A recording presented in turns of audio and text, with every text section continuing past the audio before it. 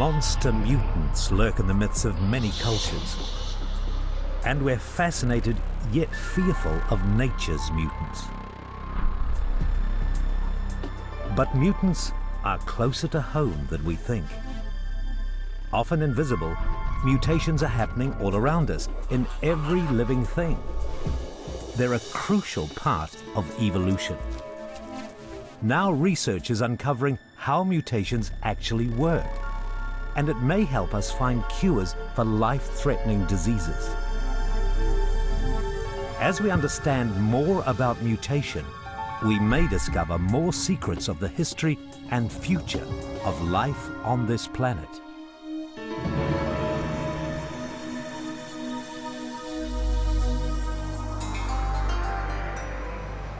In 19th century America, people flocked to dime museums to view the odd, the eerie, and the unexplained.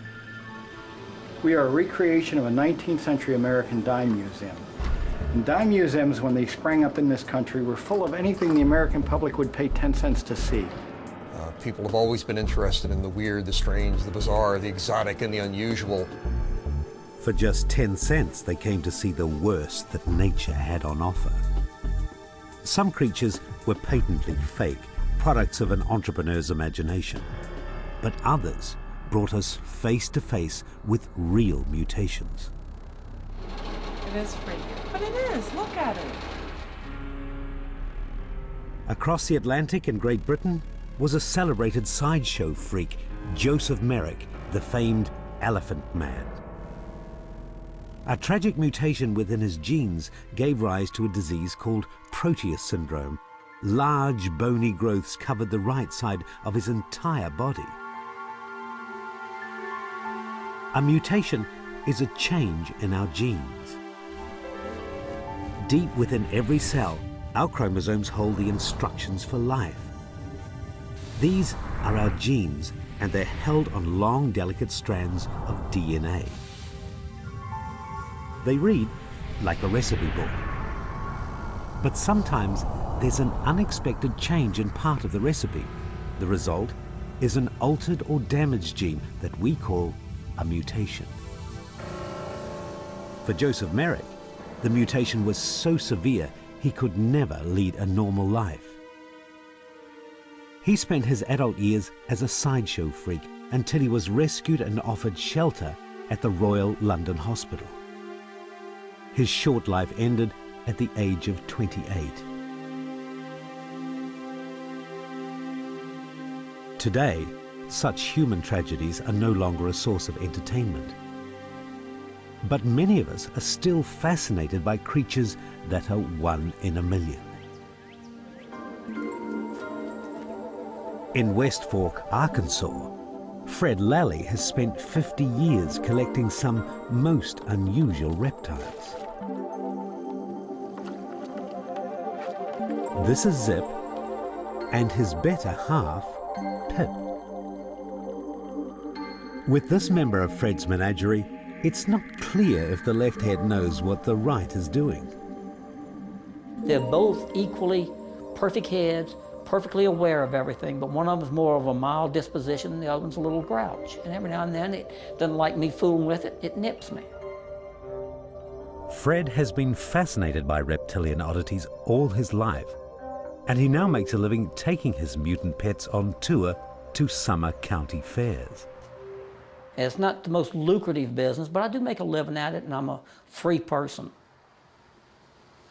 But of all the animal anomalies he's encountered in his long career, one stands head and shoulders above the rest. Meet Golden Girls. She's no ordinary snake and came with no ordinary price tag. Fred paid $20,000 for one of the rarest reptiles in the world. But this isn't a case where two heads are really better than one. Sometimes when she crawls, you'll see one head's wanting to go one way and one's another. That's very natural. It shows that both heads, and I would say they're near equal, but it seems like the head on the right usually gets its way. The main thing I watch for is that they don't breach an object Their heads are formed into the body somewhat like a Y. And it's easy for them to become impaled, I guess you could say, on a twig, a small shrub or something, and they can injure themselves. Golden Girls wouldn't survive in the wild. She depends on Fred's care and attention. But what causes a two-headed mutation? At the University of Pennsylvania, Dr. Margaret Castle studies genetic diseases in young animals. What I can show you here is a one-headed, two-bodied, conjoined pig twin. You can see it has one head here, clearly, and it has all arms, two on this side, two on the back side, and it has all of its legs, its hind legs, you can see down here. So it's actually a pig that has a complete separate spine from each other, so it's twins, but just one head. Typical conjoined twins. In nature, conjoined twins are rare, but they nearly always make the slot at the end of the evening news bulletins. This is Rudy, the two-headed pig. He's got two noses, two mouths, three eyes, and a personality. Normally what you have is one egg gets fertilized by one single sperm. The cells then start to divide. Sometimes you will get a split in those cells and two separate individuals will form twins. But sometimes that split doesn't quite make it. Depending on where they're joined is two heads or two bodies, 4 limbs, 5 limbs. You get a variety of different malformations caused by this not quite complete split. In humans, if the embryo hasn't divided by the 3rd week of pregnancy, then Siamese or conjoined twins may result. They're among the rarest of human beings. Only a few hundred pairs are born each year. More than half are stillborn and may live for only a few days. But are conjoined twins actually caused by mutation? We think it's a combination of both genetics and environment, but nobody actually knows. We geneticists tend to be a little more careful and say we call it a malformation at this point because we haven't been able to locate any genes to this day that actually cause conjoined twins. But whether conjoined twins are mutations or not, they are only the tip of the mutation iceberg. Mutations are happening every day to all of us, but most of the time, they're invisible.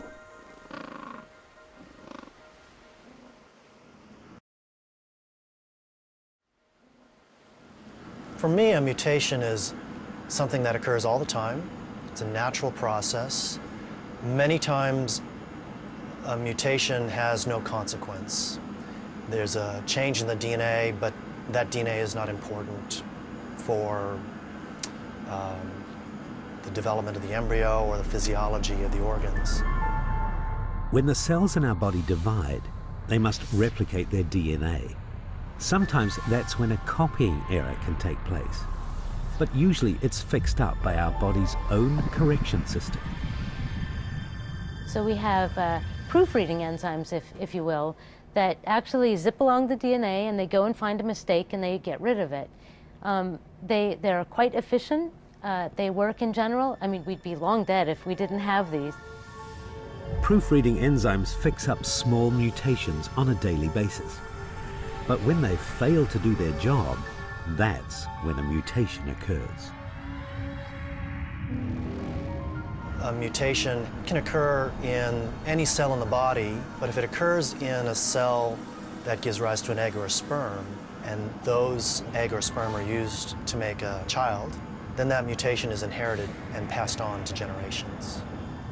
Those mutations could be detrimental and could cause things like birth defects, or they could be beneficial and cause, for instance, stronger bones or whiter teeth, or a change in your hair or eye color, or sometimes the mutations just make me different from you.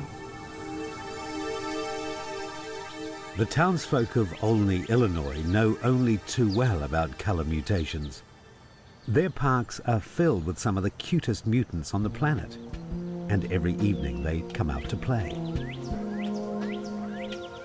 A population of albino squirrels has settled here and made the town their home. According to local folklore, the first pair of white squirrels appeared in 1902, when William Stroop found them in woods outside the city. Stroop captured the pair and displayed them in the local saloon. Later, they were released into City Park, where they started to breed.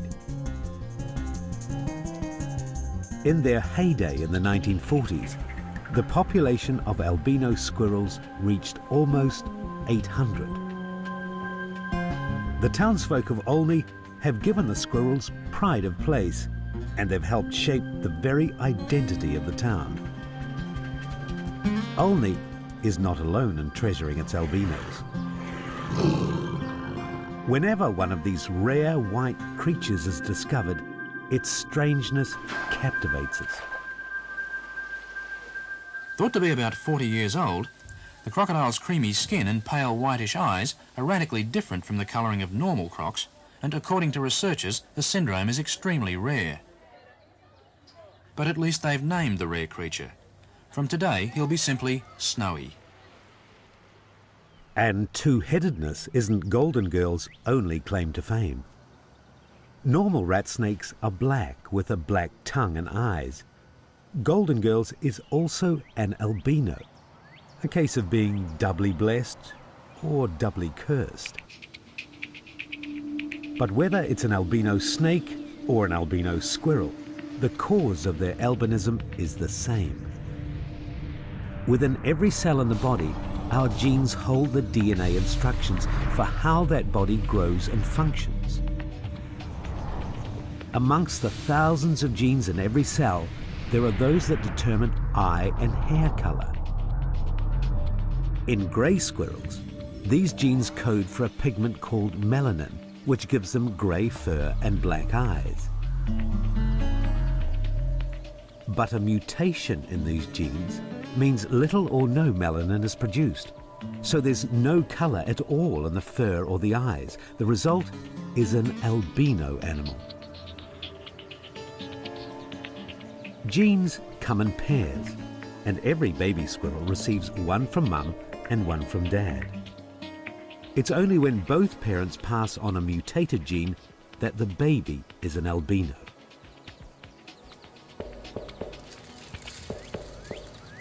The citizens of Olney pamper their squirrels, but dogs, cats and other predators find the albinos easy pickings. Their eyesight is poor, and without any color for camouflage, they stand out. So these special creatures are at risk. To help more albinos survive, Olney has risen to the challenge. Police officers here are perhaps the only ones in the world charged with protecting albino animals. White squirrels have the right of way on city streets, and it's an offence to harm them in any way. The latest squirrel census shows that the population is now stable. It's the same the world over. Albino animals carry a slight disadvantage in the struggle for survival. This small mutation makes life just a little bit harder. But sometimes a small mutation may be an advantage, giving some animals the edge over their competitors.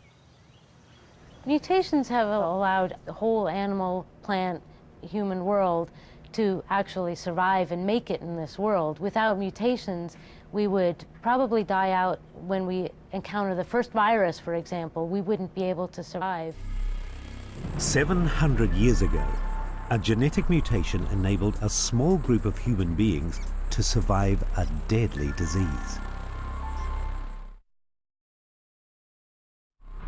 In the middle of the 14th century, the plague swept rapidly through Europe, killing 25 million people. That's a third of the population in just 4 years. But a small group of people managed to survive the deadly virus. There was a small subset of people, less than 1%, who did not get plague, and they would survive no matter how bad the plague outbreaks were. About 300 years later, the number of these people had actually increased to about 10%, These people actually had a mutation that made them resistant to the plague bacteria. And later, so many years later, of course, these people increased because they were oftentimes the only survivors of the plague outbreaks. The last great outbreak of plague occurred in the 17th century. In 1665, the Black Death struck London, taking 75,000 victims in its wake.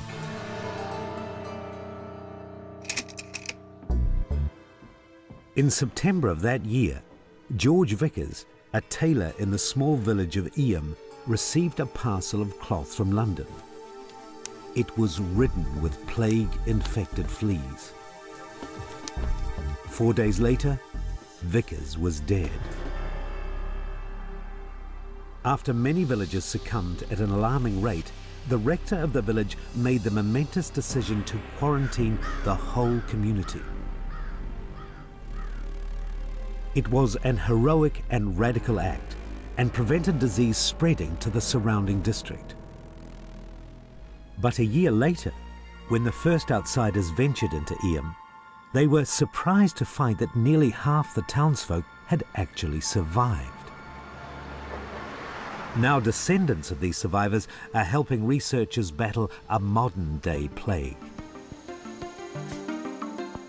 From previous work undertaken on HIV/AIDS, researchers had isolated a gene known as CCR5. When this gene is active, it allows the HIV virus to penetrate white blood cells, thus spreading the virus through the body. But in people who have the mutation, the HIV virus just can't get into the white blood cells. When researchers analysed the blood samples from Eyam descendants, they found an unusually high number of people carrying the mutated version of the gene.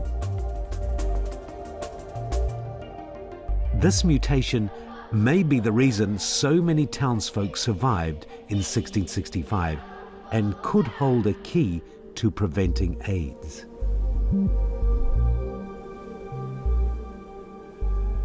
But positive mutations aren't always a matter of life and death. A remarkable mutation arose after human beings first domesticated the cow. Our ancestors were quick to discover that cow's milk was similar to human milk, and so was a good source of nutrition. But there was just one hitch. Only babies could digest it without problems. Once people grew up, they found drinking milk gave them stomach cramps and nausea. They had lactose intolerance, which means they could no longer break down the sugars in milk. This was the norm for the majority of the population. But a lucky few were able to carry on enjoying milk as they grew up. They had a new advantage, a helpful mutation which meant their lactose tolerance gene didn't switch off after childhood. Those with the new mutation thrived and may have been healthier than the rest. They certainly would have had stronger bones and teeth. They may have made more attractive mates and may even have had more children. So in populations where dairying became established, the new mutation slowly spread, enabling most people to enjoy drinking milk throughout their lives. And this new taste for cow's milk wasn't just confined to human beings. Cats probably developed the ability to break down lactose along with humans as we domesticated cattle and started using milk as a food source. Cats that could break down lactose probably did a lot better than the cats that couldn't. But this mutation was mainly helpful in northern European cultures where dairying became the norm. But in cultures that didn't drink a lot of milk, the mutation simply didn't take hold. And even today, the majority of Africans and Asians are still lactose intolerant. They carry the original version of the gene.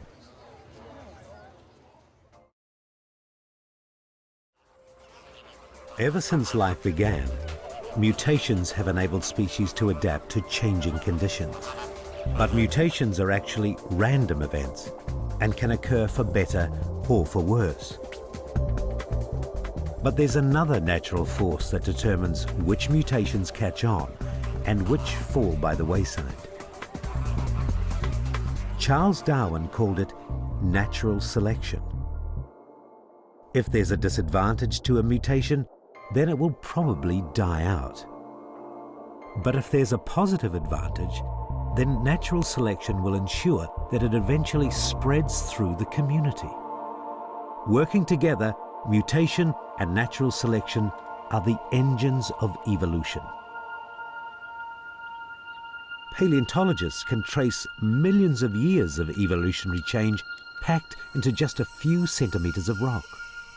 If we consider the history of life, which stretches back more than 500 million years, it's a history of change, and that change is governed by mutation. We do find that some lineage has shifted fairly dramatically, perhaps in response to, say, changing climate or changing food resources, or maybe some sort of change in the type of predator that was after it.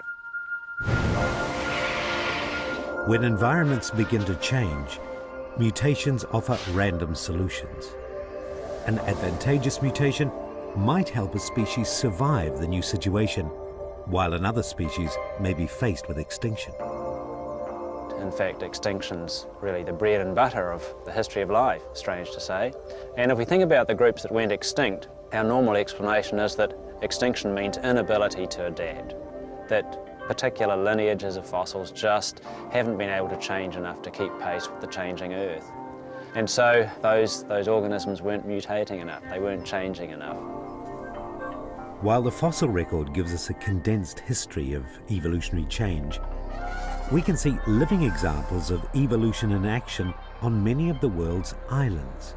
Island populations offer a unique glimpse of how mutation and natural selection can work very quickly under the right conditions. So when you think about a population of organisms or a species, that population contains a large amount of variation, genetic variation, which is mutation has produced over millennia. But when you take two organisms and you put them on an island isolated from the main population where they came from, they're only taking a small part of the variation that they came from. And that may lead to differences in that population arising very, very rapidly. And that's where you tend to see evolutionary change, because when you have small populations, natural selection acts much more strongly. On his famed visit to the Galapagos Islands in 1835, Charles Darwin was fascinated to find so many unique species found nowhere else on Earth. His hunch was that the ancestors of these unique animals had somehow hitchhiked their way from the mainland. And once on the islands, they'd evolved in isolation, each adapting to the new environments they encountered. On the islands, he counted 13 different species of finches. Some lived in the trees, others lived on the ground. Some ate insects and others ate plants and berries. He concluded that one original founding species had, over time, evolved into 13. Each one taking on new roles in the island environment. It was the same everywhere he looked. Even the tortoises had evolved so that you could tell which island they came from just by looking at the shape of their shells.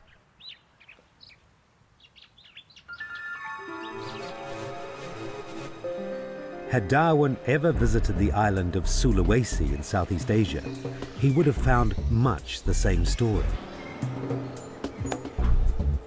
Here, the island's early arrivals have evolved into 100 unique species that exist nowhere else.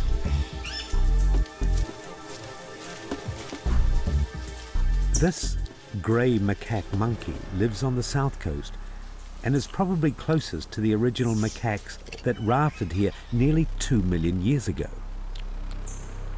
Compare that to the black-crested macaque that lives on the northern tip of the island. it's hard to believe that both have descended from common ancestors.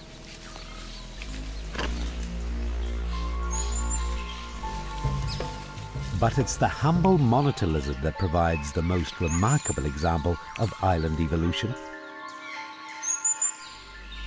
This hardy traveller has colonized many islands in Indonesia, and depending on the situation, has evolved into some strikingly different forms.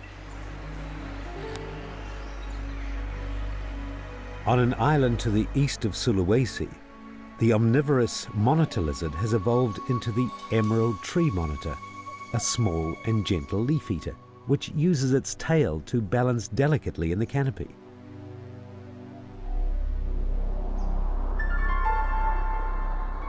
But on the island of Komodo, where there were no large mammal predators, the descendants of the monitor lizard have filled the gap in a most impressive way. They've evolved into the largest and most fierce lizard in the world, the Komodo dragon.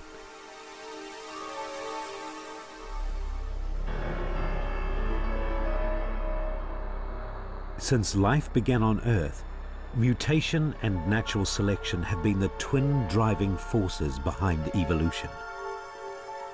But now, a relative newcomer on the scene, Homo sapiens, has begun engineering evolution to suit himself. By selecting mutations and breeding from them, we humans are changing the world to the way we want it. Around 2000 BC, natives of North India took the wild red jungle fowl, Gallus gallus, into their farmyards. And so, the domestic chicken was born. Ever since, they've been selectively bred for their eggs, tasty flesh, and even fanciful decoration. Eventually a mutation pops up somewhere.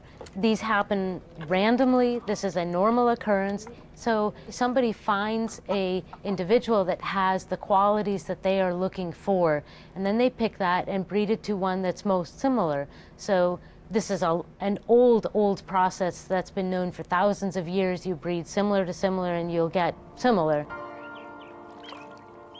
Wild roses, which grew on the planet some 50 million years before humans, have now been selectively bred over the centuries to produce the sensuous array of blooms we enjoy today.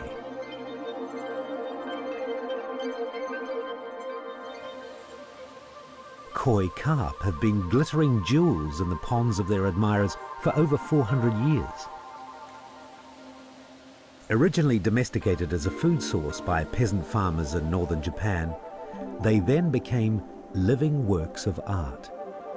By virtue of the terrain that they lived in, along these long, winding, narrow ravines and gullies, just dotted with thousands of ponds, they were able to notice some of the mutations in their fish. So they put them in different ponds and started developing them. The result of that was that instead of having one or two people that were experimenting in mutations, you had hundreds of geneticists, so to speak, that were really evolving these fish. We've even engineered evolution to produce man's best friend. The dog was in fact our first domesticated animal. Wait. Go. Whether big or small, bred for working or bred to be the family pooch, they've all descended from one common ancestor, the wolf.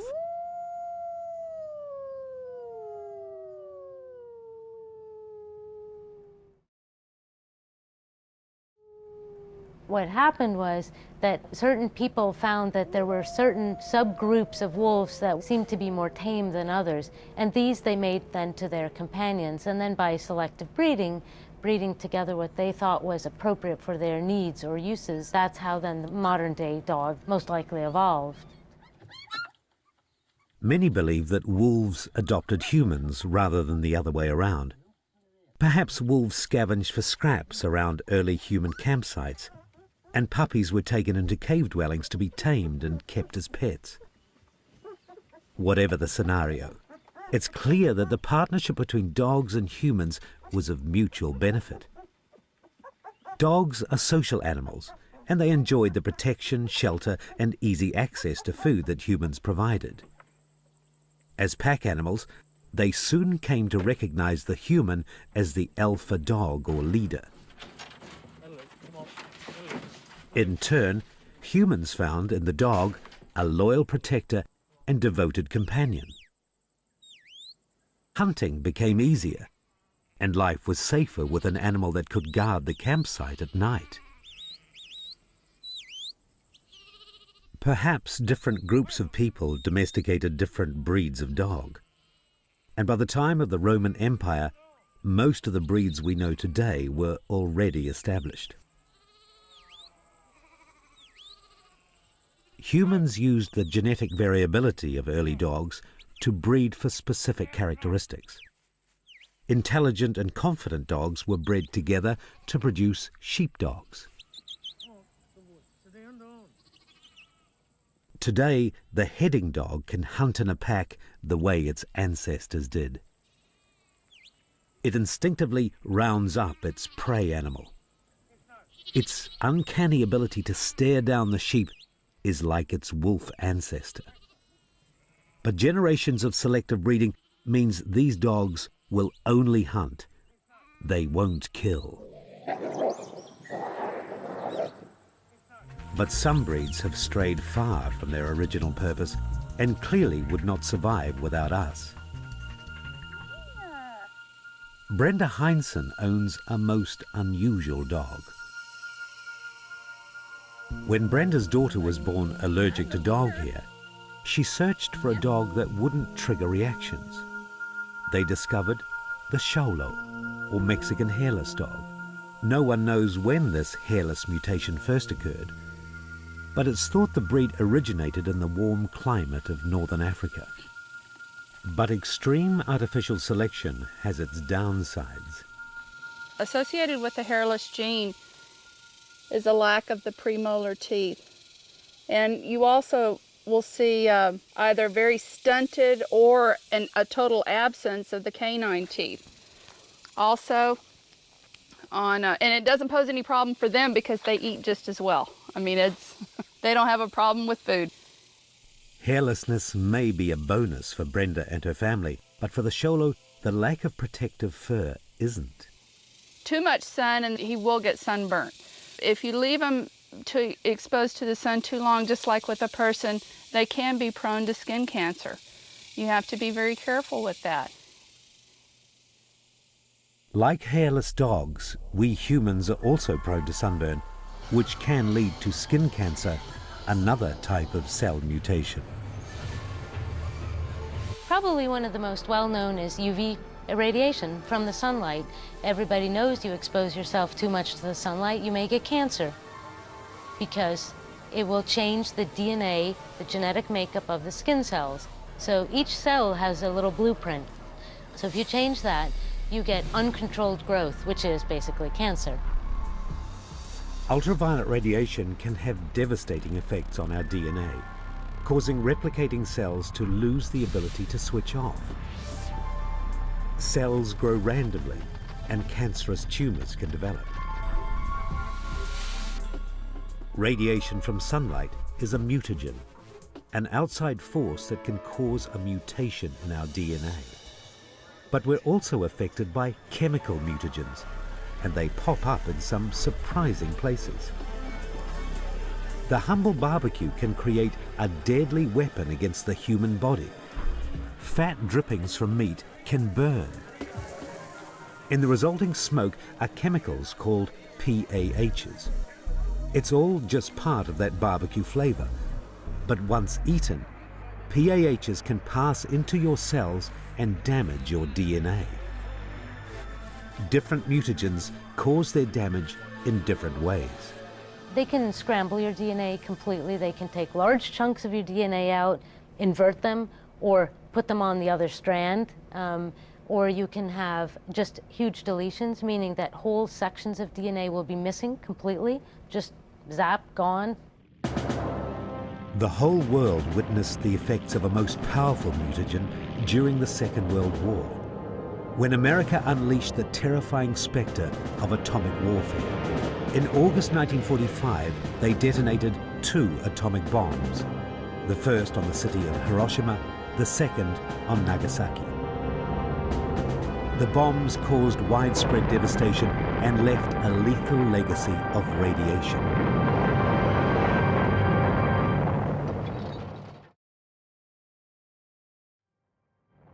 After the atomic bomb, it was noticed that there were many defects that were inherited in the offspring of the survivors.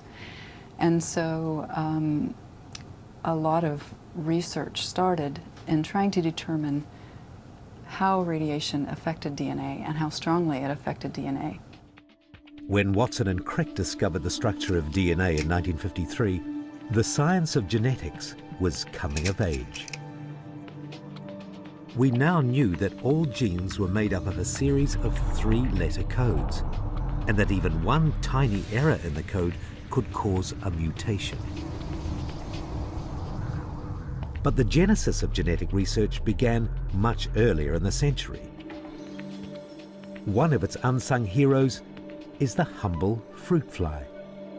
Fruit flies have been critical to genetic research for almost 100 years now. And the real reasons behind it is that fruit flies are excellent model organisms. They're really easy to grow in the laboratory. They don't have many diseases. They're very robust, so it's quite difficult to make fruit flies sick. So we can produce mutations in fruit flies, and the fruit flies will still survive. Another good reason for using fruit flies is that they only have 4 chromosomes, which makes analysing their genetics very, very easy.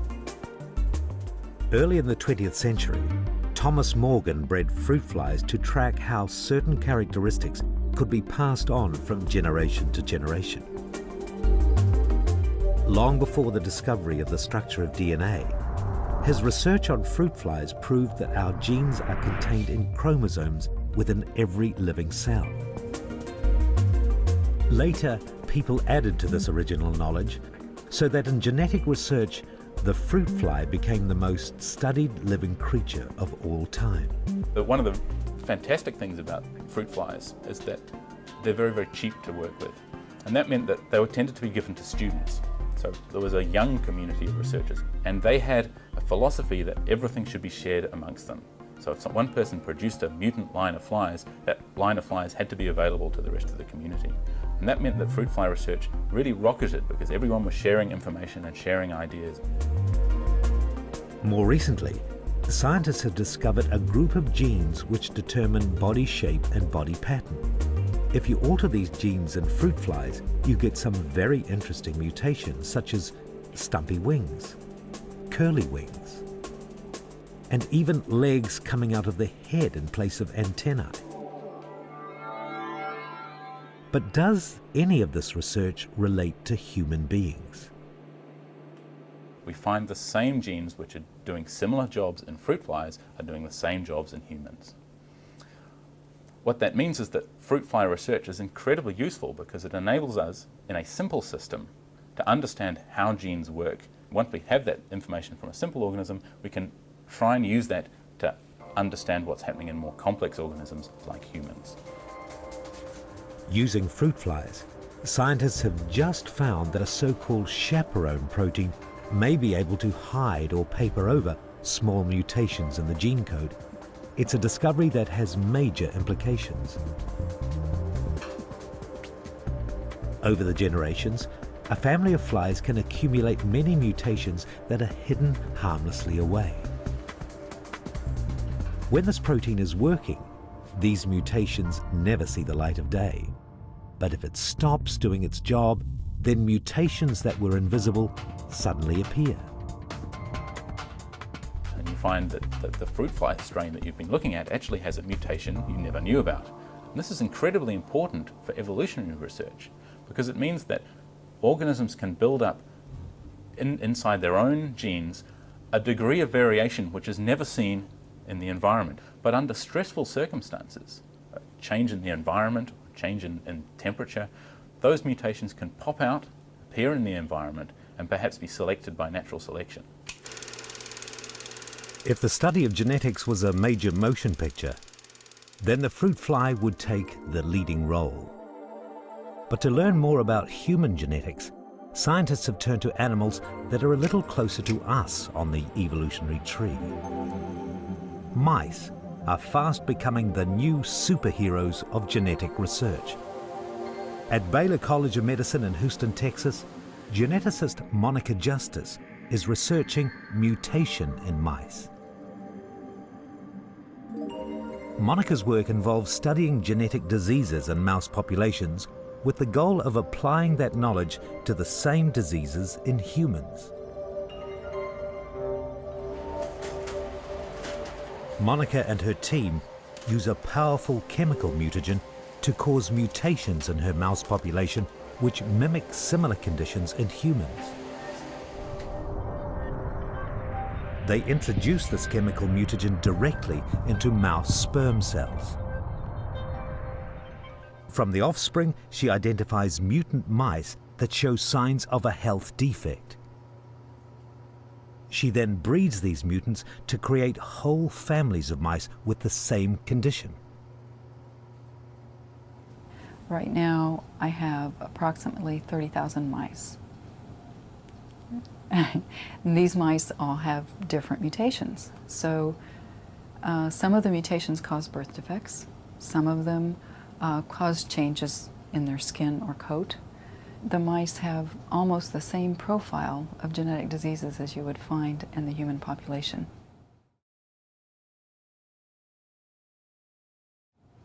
Whole families of mutant mice are then treated for their various conditions. And that's one of the advantages of mice over humans. Usually if we have a disease in humans, we may choose not to have more children or something, but we can produce lines of mice that produce this disease. And then we can determine how that disease might be treated. Research in this area has highlighted new knowledge about genetic diseases. So if you take a disease such as osteoporosis, you might predict that this certain gene causes osteoporosis, and in fact it might. But what we're learning is that this gene can cause osteoporosis if mutated, but so can another gene on this chromosome, and a different gene on this chromosome, and yet another gene. So we're finding that mutations in many different genes could contribute to a single disease. Across the street at the MD Anderson Cancer Center, researchers are creating mouse mutations in different ways. They're targeting individual genes and altering them with pinpoint accuracy. It's a fiddly business, but it's actually possible to insert new genes into a mouse by micro-injecting foreign DNA directly into a fertilized mouse egg. So you have a very, very fine needle, and that pierces the egg and goes into the nucleus, and a solution of DNA is pumped in. Then you can transfer them back into a surrogate mother, and she'll give birth to babies. And some of those babies will have incorporated this DNA into their genomes. And we can breed these mice and see in the progeny of these animals that carry this DNA, what is the impact of this gene on the animal. It's incredible that within only 50 years of discovering the structure of DNA, we now have the tools to cut and paste it so precisely. Richard's latest research is on human ovarian cancer. This is a very serious cancer for women. It's usually detected very late. And because it's detected very late, the treatment options are not great. So we decided to use our technologies to model this disease in mice. The team is targeting a mutant gene that's strongly associated with ovarian cancer. They've even constructed this mutant gene in the lab. The next step is to insert the mutant gene into developing mouse embryos.